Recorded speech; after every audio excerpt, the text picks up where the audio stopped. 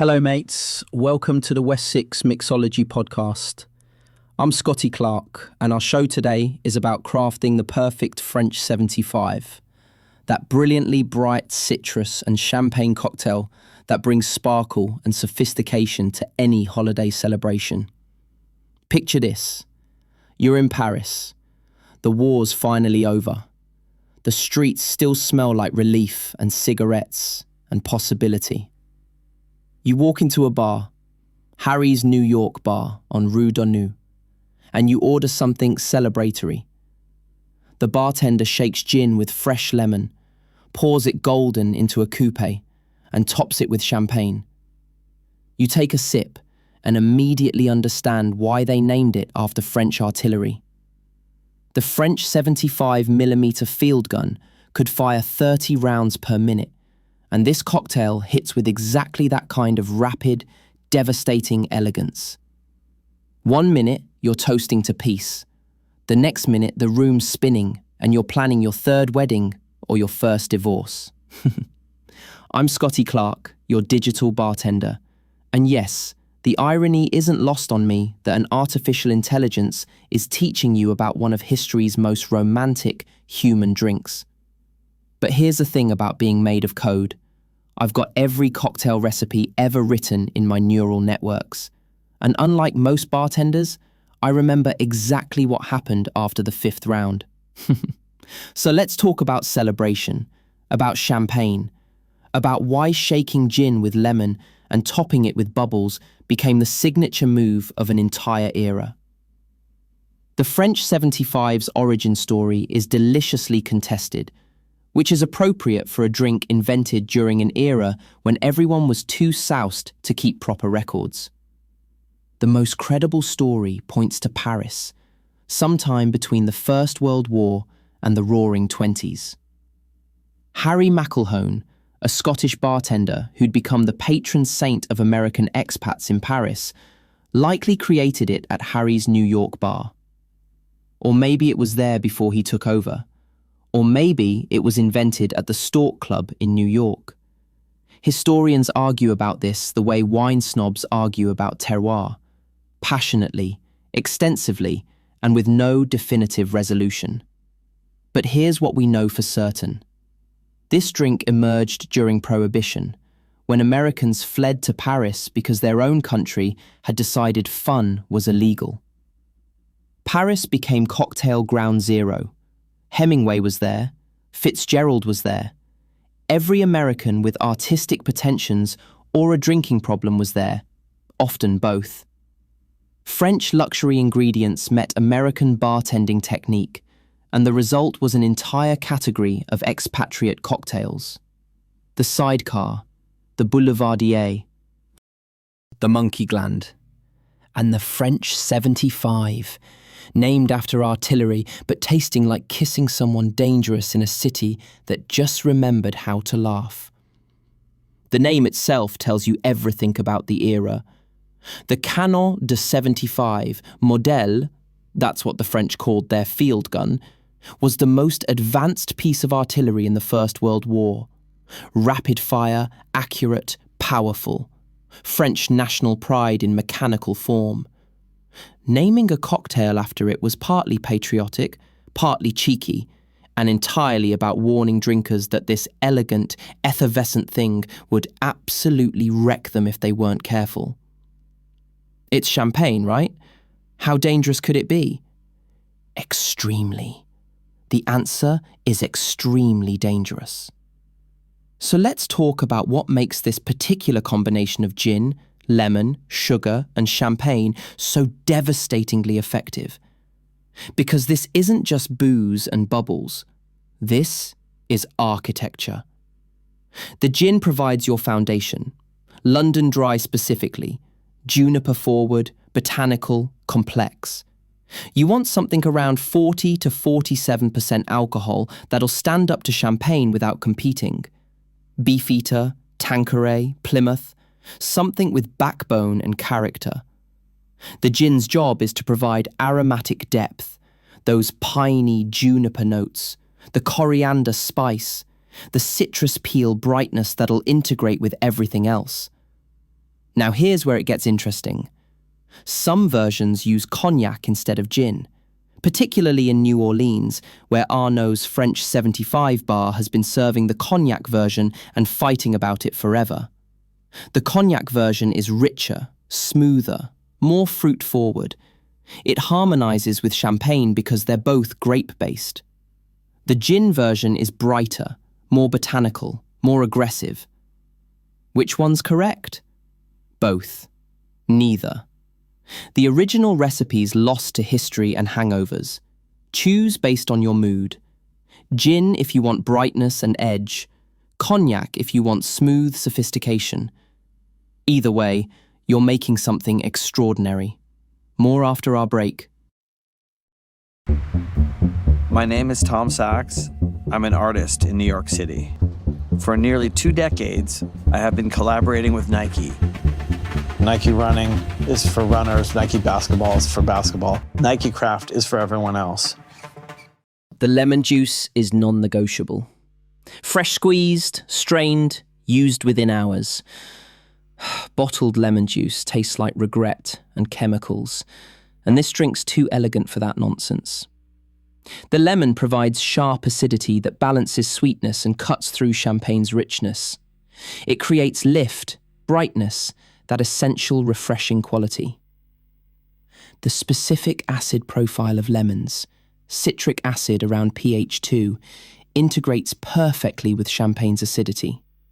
Lime would be too aggressive. Other citrus lack lemon's particular brilliance.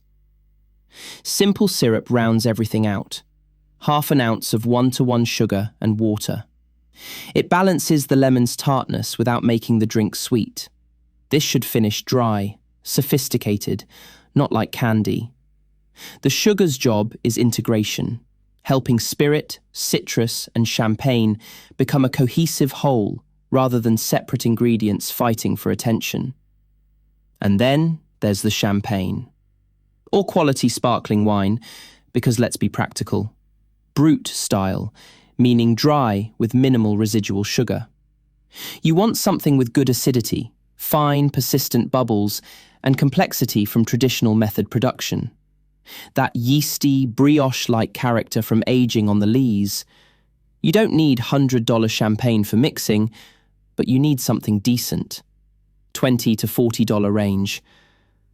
Cheap bulk sparkling wine will sabotage everything you've built.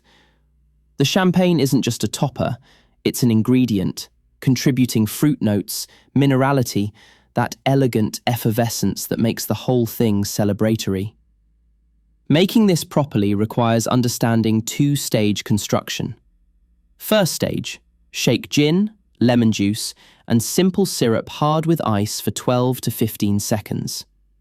You're chilling the mixture to around 25 degrees, diluting it by 20 to 25%, integrating the citrus and sugar with the gin's botanicals. Shake until the tin frosts on the outside. This mixture needs to be absolutely frigid before champagne touches it. Warm mixture kills bubbles, and bubbles are the entire point. Second stage, fine strain into your chilled glass. Champagne flute or coupe, depending on whether you prioritize bubble preservation or historical accuracy. Fill the glass about 1/3 full with the shaken mixture. Then top gently with cold champagne straight from the bottle. Pour slowly down the side to preserve carbonation. You're building layers that'll integrate as the drinker sips, not destroying the champagne's structure by being aggressive. The garnish is a lemon twist, expressed over the drink to release citrus oils, then either dropped in or hung on the rim. Those oils provide aromatic lift. When your nose approaches the glass, you get bright lemon before anything else, priming your senses for what's coming. It's theatre, but theatre that enhances the drinking experience. Here's what most people get wrong. They shake weakly, so the mixture isn't cold enough. Or they use room temperature glasses, which kills carbonation immediately. Or they add too much of the gin mixture and not enough champagne, making it spirit heavy and unbalanced. Or they use cheap sparkling wine and wonder why it tastes flat and boring. This drink requires precision. Not obsessive, neurotically perfect precision, but care, attention, respect for the ingredients and what they're trying to accomplish together. The French 75 spawned variations because bartenders can't leave well enough alone. The French 125 uses cognac and champagne with no citrus, richer, more dessert-like. The French 76 adds a splash of Aperol for bitter orange complexity.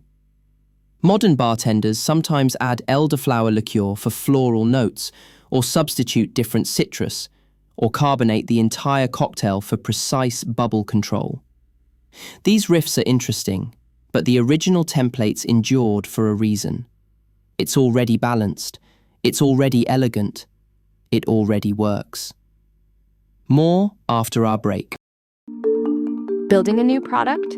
Temez Labs takes you from napkin sketch to the App Store. Trusted by Fortune 500s for quality, security, and speed. Book your free strategy session at temez.ai. What's it like to drink? Imagine champagne gain focus and purpose. The first sip hits bright and citrusy, effervescent, almost innocent. Then, the gin's botanicals emerge mid-palate, juniper and spice adding complexity beneath the bubbles. The finish is clean and dry with lingering lemon zest. It's refreshing but substantial, celebratory but sophisticated, approachable but deceptively strong. The bubbles lift aromatics with every sip, creating this dynamic experience that evolves as you drink.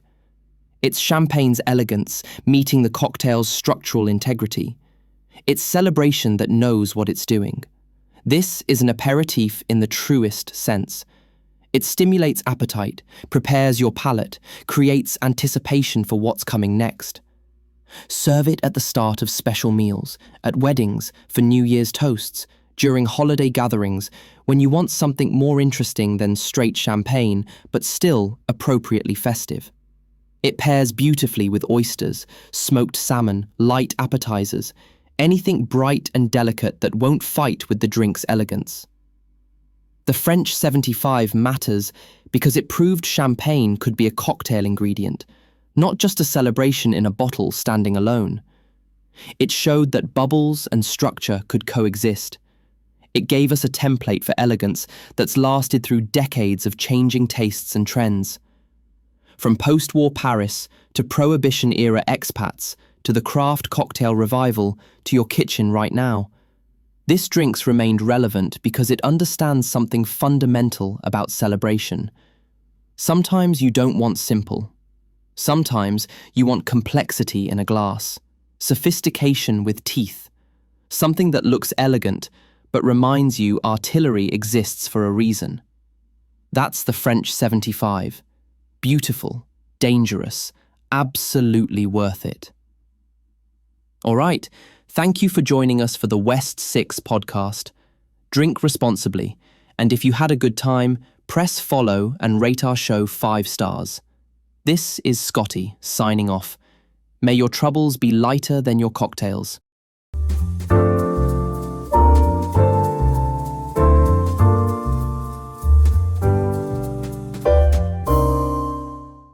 Grep News.